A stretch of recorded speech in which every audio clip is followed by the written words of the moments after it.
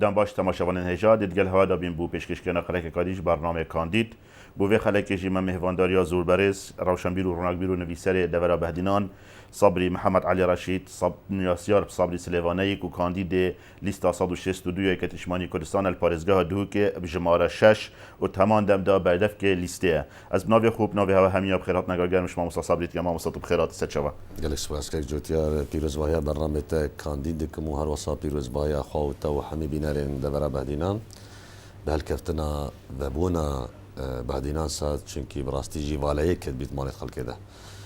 تو بخیراتی دوباره سچه و ما مستاد تو رو کاندیدی سر لیستا 162 کتشمانی کردستان بجماره 6 گرینگیا وان هل بجاتنا تو کو صابری سلیوانی چه داد بینی بله براستی جی فل بجارتن و جارج حمیل بجارتن چوی هر سه چهار سه خالص چوین جاواستر جبركو سیاست جوهری خودت متحركه يعني ثابت نينا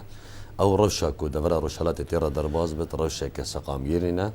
خلق چاوری گوهرتنید گلگ مازن بول سر آستی دوری روشالات نواراستی تایبت جبر پروژه امریکی مازن کو گریدای دابشکرنا دولتا بی تایبت عراق و سوریه بس وادیار اجنده هاتنا گوهرینه چونکی بر هنگاریت مازن هبون تایبت شلای هیزن هرمی و وقت ترکیه و ایران و دولت عربی هر وصل بپشتوانیا هیزا هری مازن روسیا کو اوجی ویگال جم سرکه جبرندی وقتی اف برهنگاریا و اف الوشت گوهرینه ده بردوام پیداد بن پروژه جی گیرود بن آن مثلا دینا پاش اخستن حتی بری 2 سالا جی پروژه هبویا بس بشتی رفراندوم او پروژه هلوشیا نوکا بحث لعراق که ديمقراطية فدرالية تكرن بمباركة أوروبا وأمريكا ودفري بخوجي يعني أم تركيا وإيران وعراق بخوجي تقلبيها كواتنا دا بشكرنا من دولة العراق وسوريا حتى كو عراق الديمقراطي وفدرالي بيدا ببت يا راستقينا از بيجمنا فدراليا وكبري كو حمي ما فين كردا لغور دستوري بينا پسند كرن حتى كرد ببن خدان كاركتر لبغدا حتى كردا آماده بونا خوابت دوید ویجاری کرد هالبجارتنا دا بقوت بجدار ببن ونی نرید خفر رکن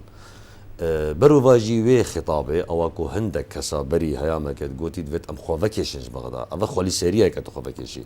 چونکی پروژه دولتی او هاتا باشی خستن احتمالا بو چندین سال دیتر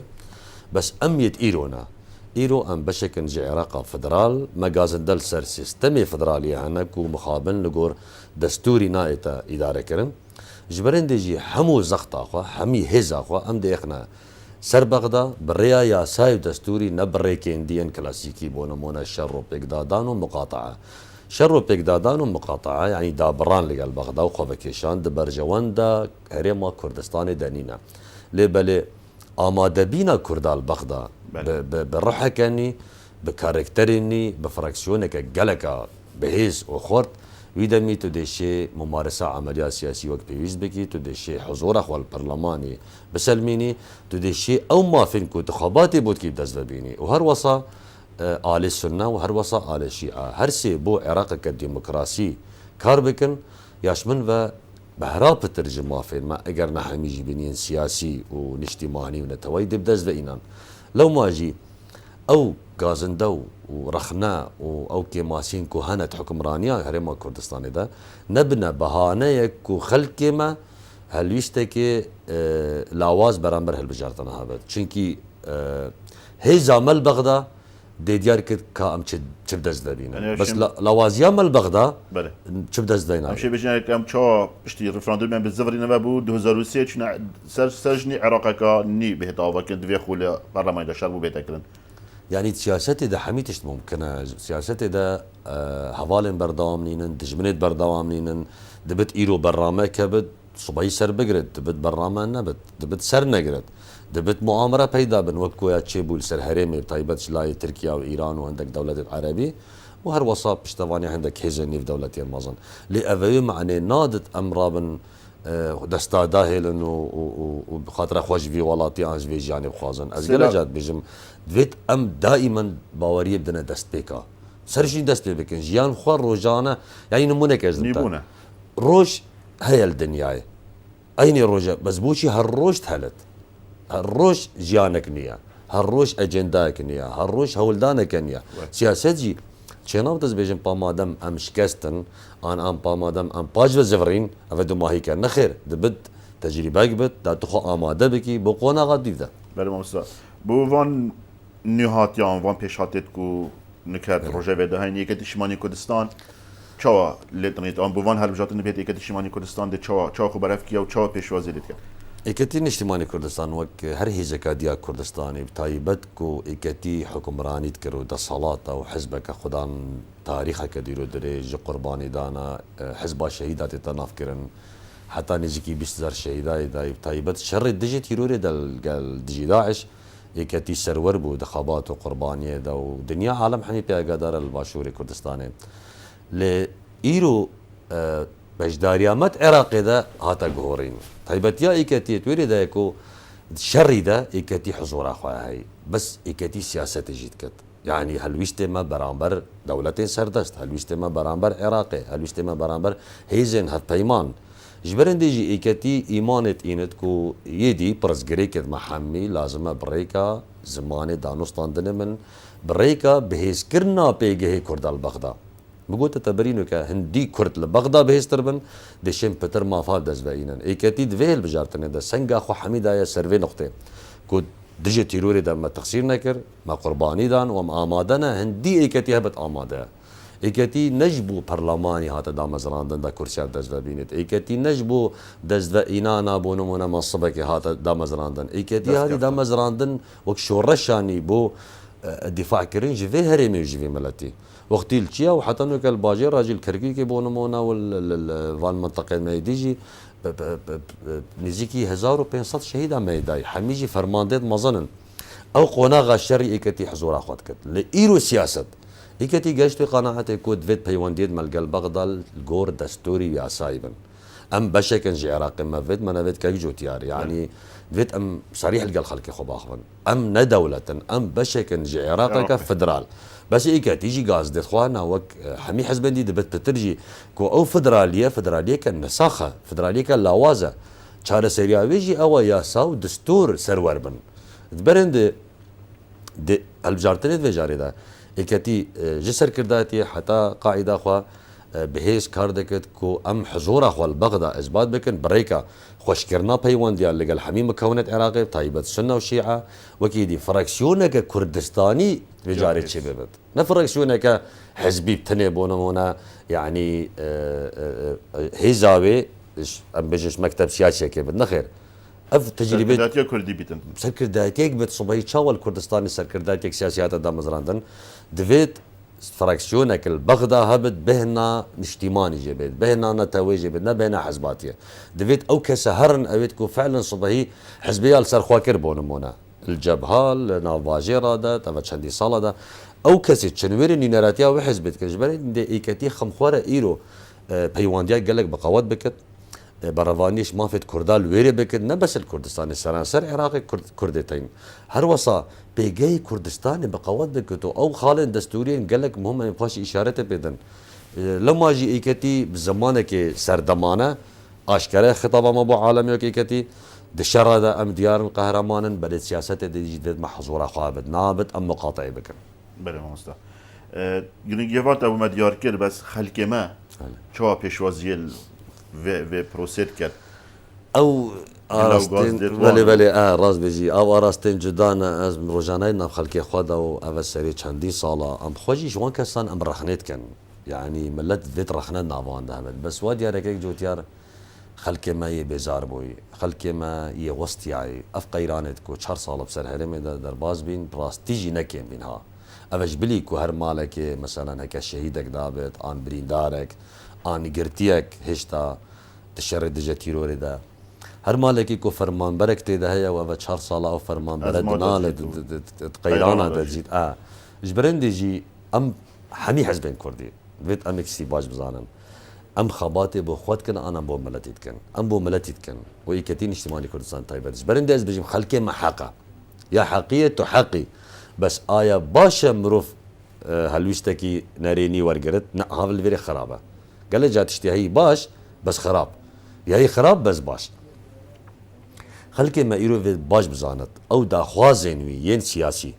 ين نشتيماني ين نتوي يت ابوري يت جواكي يت پرورداي بيفرا همي گريداي وان هل بجارتنان هكر هريما كردستان شيا بجدارية هالبجارتنا دا بكت الرجاكة قلقة مزندا ودنقاب دزدا بينت ونينرو وكسين باش بنرتا بغدا رأيي من وجا ملتي يال سرخوا كرد كفت السرملي حزبه وفراكسيونت وانا ويدا مي غازندا دي سبو فراكسيونا ونينا رابط برلمانترا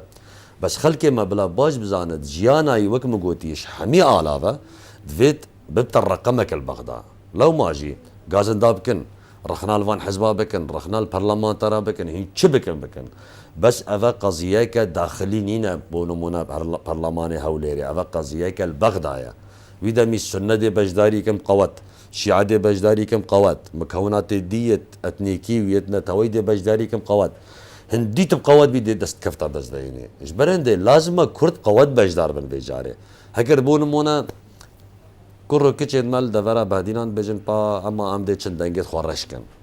يقين بكرش كرنا ويدنگي دي لاواز بد برانبرا كركي سنة عاشية او 11 كرسي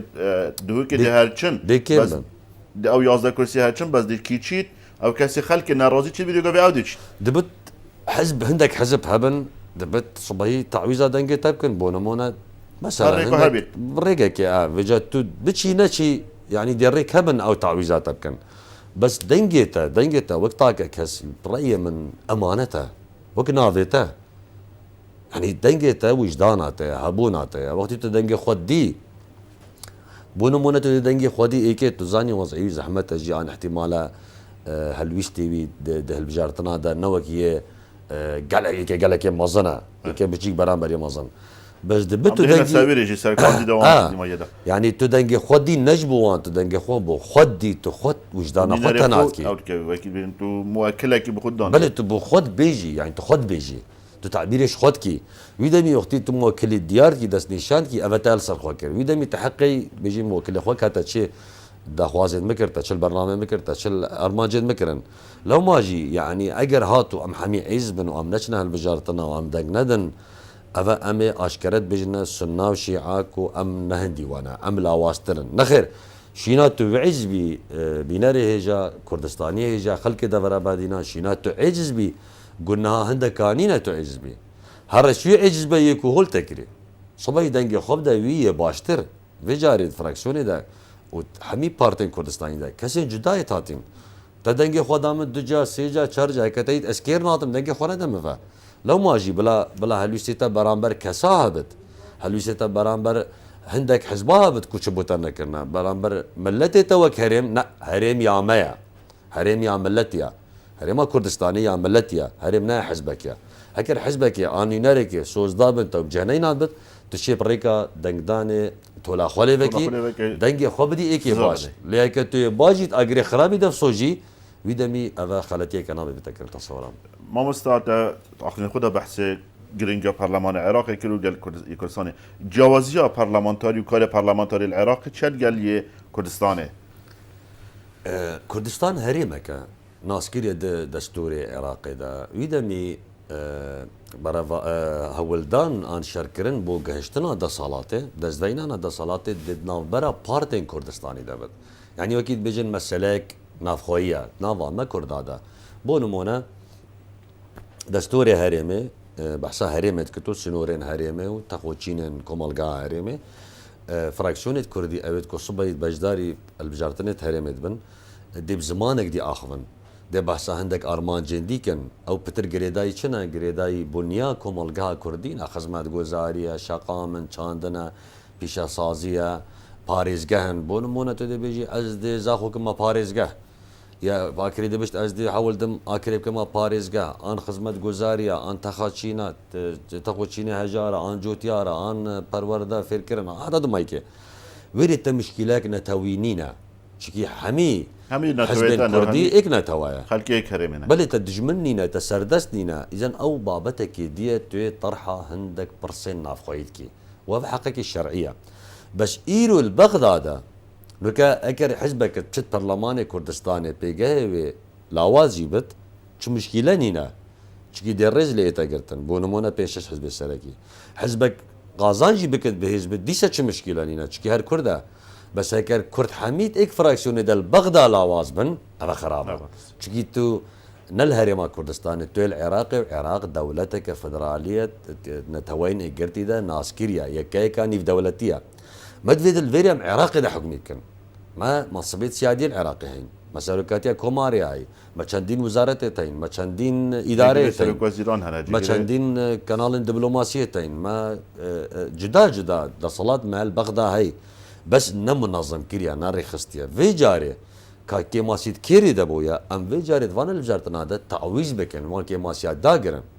يعني اگر ام بلاوازي بجدار بكن ندبو حزب كردي خرابت ام بو باجيرا كردي دبو هرما كردستاني خرابت بس اگر ما بهيز بجداري هالبجارتنت عراقي ذكر باور بك دي امي بنا رقمك ده عراقي ده ويدمي شر هر شو ما قدته ويدميش زاخو حتى فاوي امي بنا ياري كاريكي سركي د ميدان سياسي عراق ده وام تشتي ام خباتي بو كان من دزبينه تشكي ما اثبات كر ملت البشت ما اثبات كر ما دنكي ناتن ما كرسي ناتن ويدمي ام برلمانتر ان شاء الله كا كيده تشتو از بيش وقت دا خوازيارم كو باشش حمي فراكسيونا بچن ينكو اماده بالشر بو ملت كرد شر قانوني اساي ما بستم ويدمي دي بو ملت اثبات كن كو افا وباوري داما امج دي بو كاركن بس برلماني كردستاني او طرحه عندك برسنت داخلي ما ذاكر اذا كنت كريم او جي قالك اجرنجا تريد اكر بونمون النسبه كيم زي دجي بتخمناك تشكي بس مساله داخليه وقت ما قلتي بس بغداد هندي الرجال بتر باشترا هندي كرسي كابيني باشترا مثل بغداد الهريمه هكر حزبك كرسي تو كيم بن انزي دبن خمناك 4 سال دي اگر خدمتك نهات كرن اگر باجيرك نبي باريزغا خمناكت ام خونا وكي قلتي بنا مالا كرديا غاز داما بلا بو ما ابشتي 4 سال دي بس مشروعي ما نكل قال بغداد مشروعي باريزغا كرنا باجيرك انشي كنا شارعك مشروعي جريداي هريما كردستاني حميه لو ما جيت فان 4 سال دد فيت ام بوخوا بو عراقي بو دردوري اثبات بكن كو كرد نلاوازن هكر عندك هولدان كردا لاواز بكن فيت ام فيغا برسوانا بدن بريا شي بريا تشيكرنا فراكسيونك قلق بقوات اوجي بريا هالبجارتنا كسن قلق هجيبو برلمانتري بلا ما مستطا بحسنك يكو خلق كسن هجي فريقة برلماني كار برلمانتاري تشا خلق كيش جورا بشي مش مروفر دانك بدات دبشنا برلمان خدي اخو خلق ما بارا بتر خلقكي ريج برا خلقكي كرمانجا خلقكي هيش قريداي جيانا صادع چاندن وزراعته تجارته هيش ام نبينا متروبول يعني وقت اوروبا وقت تركيا وقت اودي زماني كردي هي زماني كولانيا وزماني بيريا وزماني مامية وجواتانا جبرن دي وقتي برلمان تر چنقل خلقت اخون بحثا عندك تشتت نكن كوتش بيوندي بابتي فنبت يعني شو السركيه برلمانتري ايك يا سادانانا دي بجداري تشيكرنا يا ساين بي وجلوي دمي ديتو هشيار بي او يا سايب بو هرم كردستاني باش خرابه يا دوي برلمان جافدير السر حكومته يعني شيء محاسبه وزيري بكت شيء محاسبه باريزغاري بكت شيء محاسبه قالك بكت بركو برلمان اركيبي وصانا ويا دي ترجي برلمان شيء اكتيف بتهاري كار بت بريا مثلا جافديريا موازنه ثروته سامانا رجني الرقابه دورك الرقابيه يبجي مثلا ماليته هي وكيدي برلمان وقت صلاه تحصانتها هي بس برلماني لا واجي حصانتها هي ازين مونك الفيرين بله خلكيت قلت سركردي مازن كرد مام جلال رحمته خدي لي قلت مام جلال سركاتيا عراقي تشريفيه انت ده صلاه وصلاحيات نينن مام جلال برحمت بتشو قلت او تشتي ازل بغداد كمني كرسي ينافي منها يعني شخصيتها مام جلالي جبركو نوكاجي مسارو كوماري هاي ومريز بو هاي بس مام جلال فرقه صبا هيجي سارو كوماري كرت شتا بغداد دي فرق بتبوشي اول بغداد هاتي كرن نكرسي سارو كوماري دي او نافي مام جلال سر كرسي عيني تشتينوكا باريس جاي هاي وباريس جاي هاي تدبيني قالك زيرك اك شي شناكت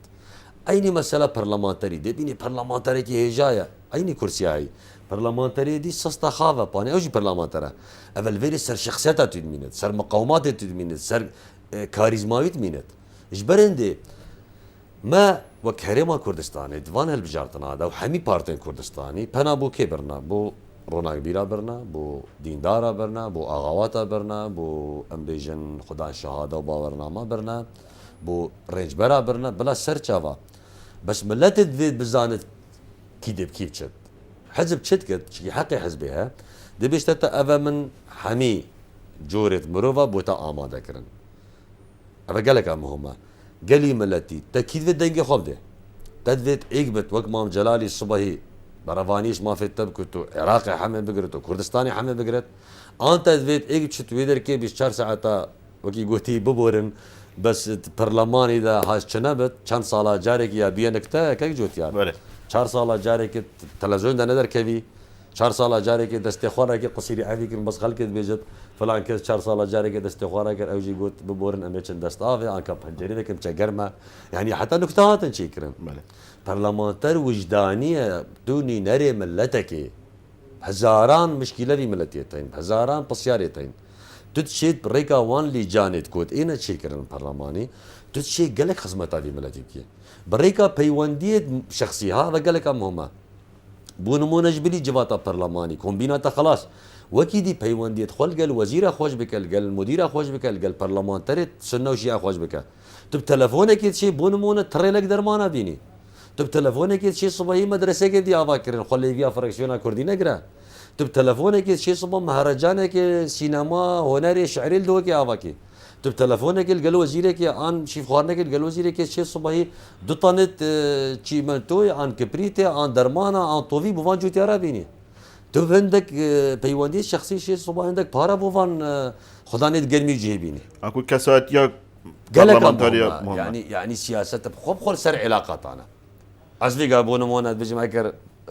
ان شاء الله مثلا امسركتون اسجوم او كاري ازب شخصيتها خود شنبك مبناوي خو وبعلاقات خو دبت ازت برلمان دنا شنبك برلمان درني خواري وكومبينا وحمي جودن تستقرات كدينن بس الدربي برلماني 4 سالا بله تصورها من يعني افكي ماسيا هي افدريخيه برلمان تريد ما تشا قالك يمكن ويسنجي وصا يتشي وصا وتزاني او بيوانديت كو تشيد بن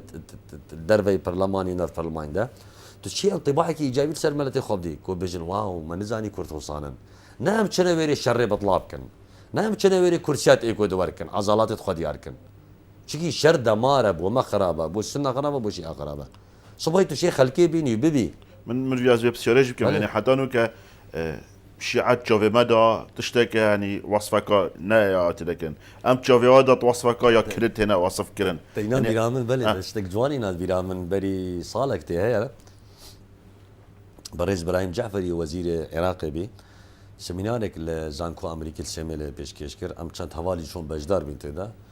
ام شلون خدماتها بي وحوالين اماده بينو سمينار اخو طرح كر خلاص بي بجمد بيا ام بجداري سمينار لكن ما خفن بس وا دياره تايبت بي بو خوند كارين زانكو وقت يم دركتين الهوله ازو سشار حوالتك ته جامرا وستيان مديت برمره بوري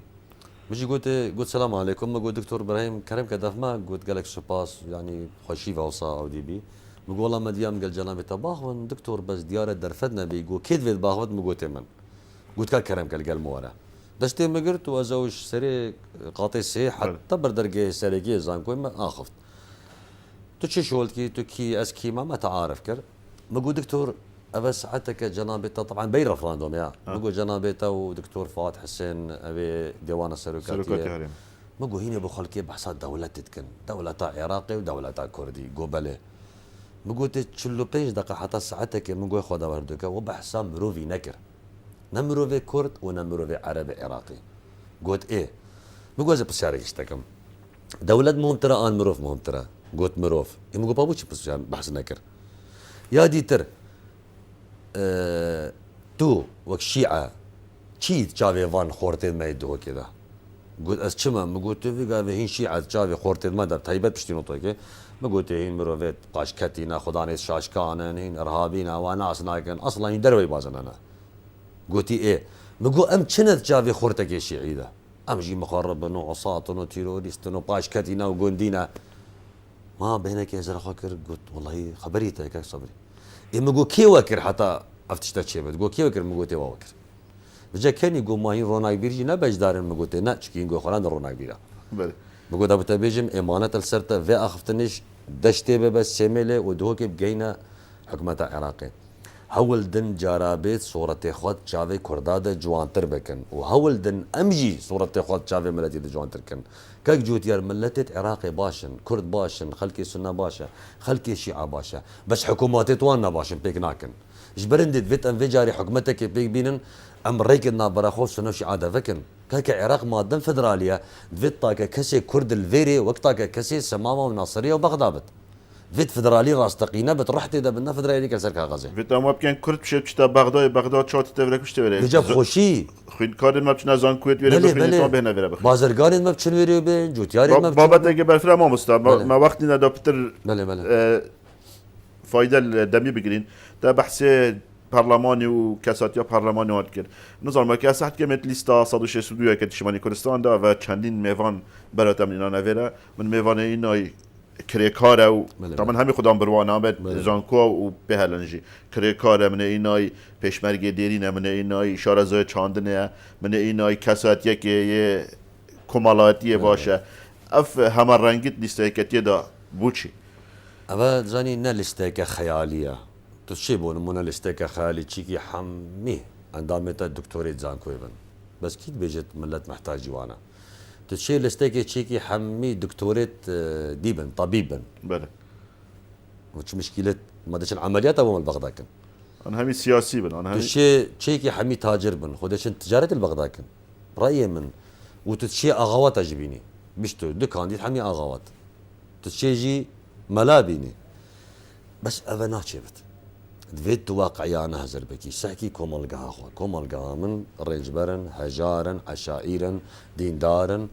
نخباكا هيجي مثلا جوتيارن روناكبيرن سياسينا كتيف تشتي البرشاف ورقرتو كر حزبك هادي تشينابت تشم مكونك ببهر بكي جلسته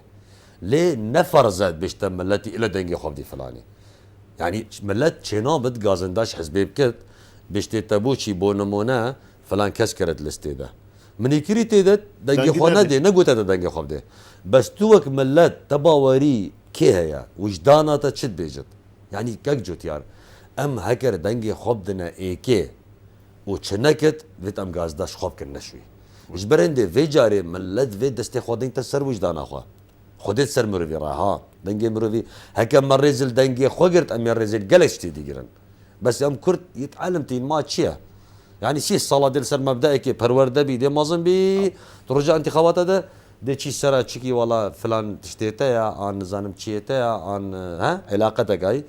دي مبدئي خوش بيركي دي شي دقي خدي فلان كاسي يعني والله تشتين بتشيكن لا تورد مازن با لحظة هالبجارتنا دا وقت تشي شير صندوقي بزانه خدايك تصير ترى دي محاسباتك ولا باش دقي خد ما بصمان بخوا وتزانت علم اليقين كيرنايت دي دنجي خوتا براي خوا وتزانت علم اليقين كيرنايت تصورها من اول لحظه بلا خدي بيراتا بتاكا كستا نبينت البيش صندوقي خدت بينت واكر تهيش ازواج حتر بيجم دنجي خوان ندا ايكي تقناعت بينا بتشينكي دي شرمش خوكي ها تشينكي روجي كي تنشي باشي رخنيبكي وتحقينا تغازن دبكي دنجي خو بدا ايكي بلا نتشيتبت بس بلا ايمان بهابت ويدمي داتو شي دفاعي داتو شي رخنيبكي داتو سري خو بلندكي هكر وضع تيكشو انا باجي بي دا بيجي الحمد لله من دنجي خو ندعي بس تشيكي دي غازن ديكي دي رخنيكي دي بطبطيكي وحمد بيجي ديني خو بس رجع دقداني دي شي والله دنجي خو ما هيك والله ما تشيكي مروفي منها براي منها يعني ام خو خلاتياتكن ودما هيك ام اعترافي بخلاتي اخوانا كان في جاري يا هاتي بردستي ما محمي كسد الاستاذ هاي تدفيت دفاع اشتكت مروبكي ويرقبت مروبكي زانابت البغدة اللغات بزانت شهادها بن نمروبكي بشد بشرسة برين تخواري وبس كير خبت وبغدة بوي وك بنقة كيلبت وحالي خوش بدنا لازم بيت هاشتها بتكملت لازم دفاع سياسي اشتكت دفاع مدني دفاع جفاكي يا ياسي يا دستوري يا دبلوماسي وهر وصا خوش بتتوكملت نا شفت بشتي شهر صلاة بيت درجات قوت الدنجة خوب دمن بس 4 سال بولش نيبت البيراي بيبو انتخاباتك دي لا لازم برد دوام علاقة القلتها بت ما مستوى كون نفيسرك وروناك بيرك برنياس خدان برهم وخدان خوينرك وبرهم تا خاندوانك باشه هاي تا چه برنامه هيا بو اگر هاتو ان شاء الله باشر جدت بو برلمانتار ادفي باريدا العراق اذا تشكي دقيق جوتيار يعني يا من فرقش بلكي شغلك كانديد دي بلكي قالك كانديد حمي لستين كردي دا كس خلق ما نني اسد بونمونه دي اخوت خليك شي زانت كانديدا بس سوباز بو خودك و احتمال 15 سالتي هي بتر بشتي اجدر و زفري خلك دافري متني اسد دائما من هلوش تبينا دي طانقافي فرهيادا ودائما بري حمي حزبك كردستاني ازي فيربو اصرخني لو حزبك موازل قال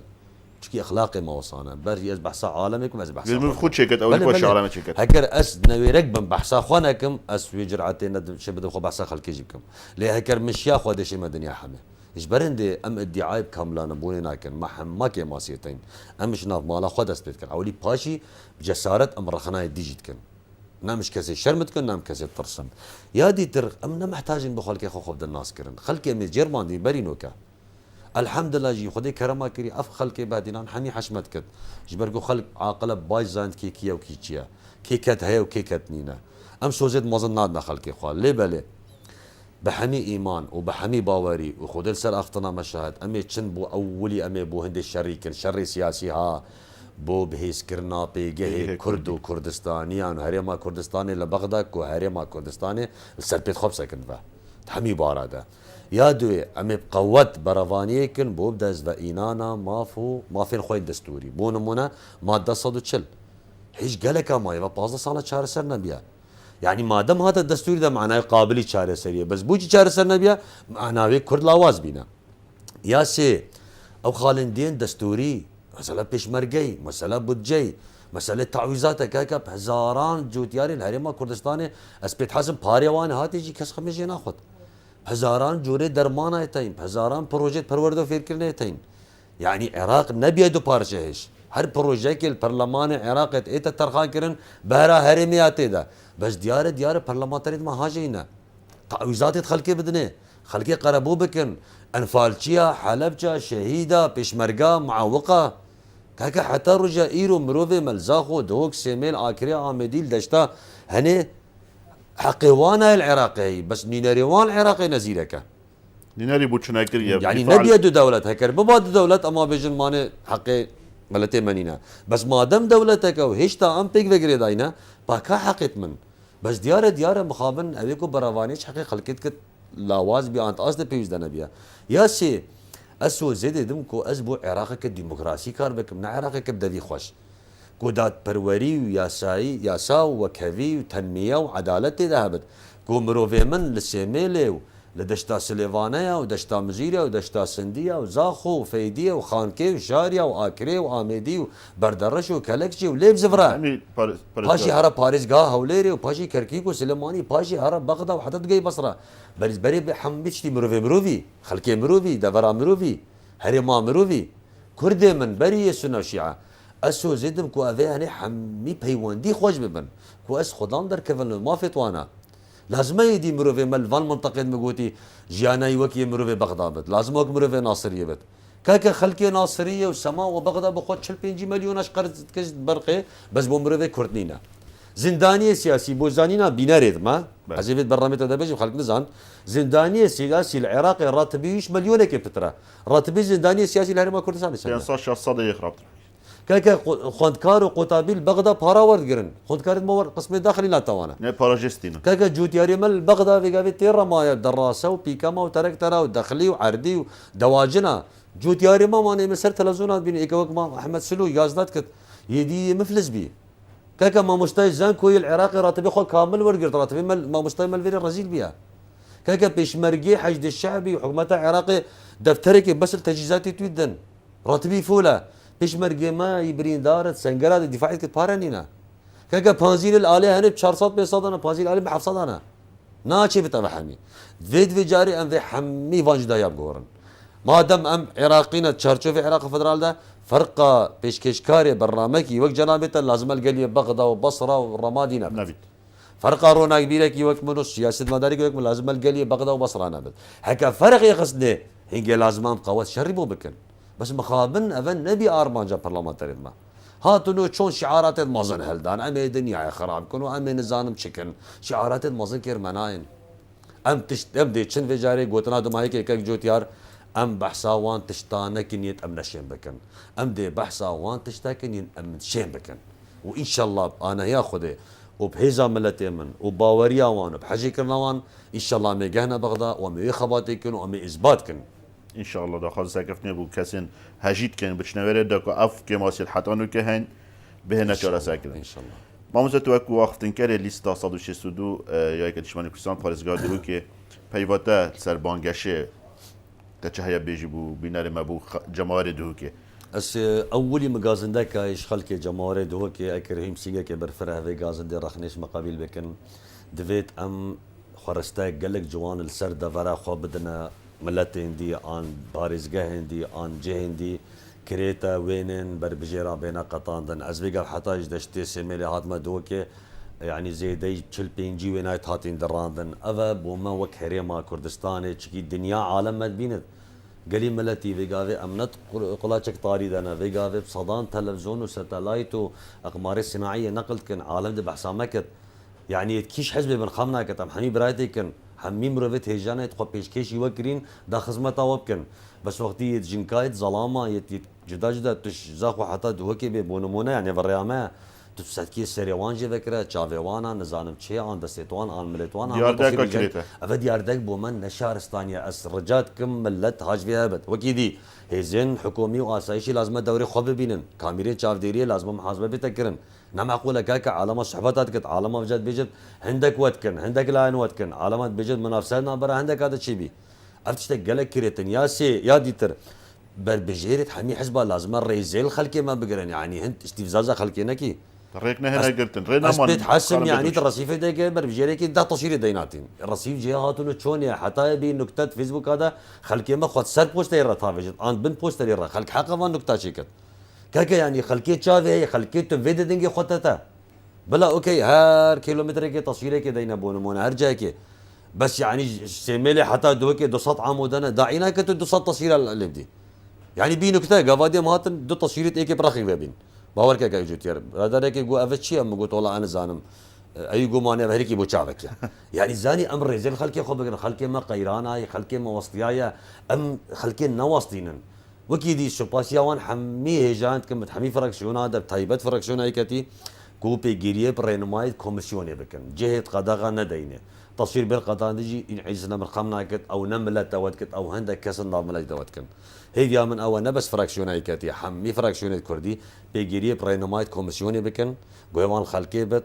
ويدي ونكن خلق شو عجز بت شكي تبري وقالك كري خلقي عجز كري بجا ابو زيناتك جوت يار باري ما قالك انا هندي تبري ما وعد داينا مدينه شنقل خلقي باغ بياز بيا كما سمعتها برجع بله ما مستوى اختما بدم هيك هاد ام دي خلك قادي ما هيك ديناتا كيف تر خلك كي بو تا بياماتا بو خلكتا بو جمارتا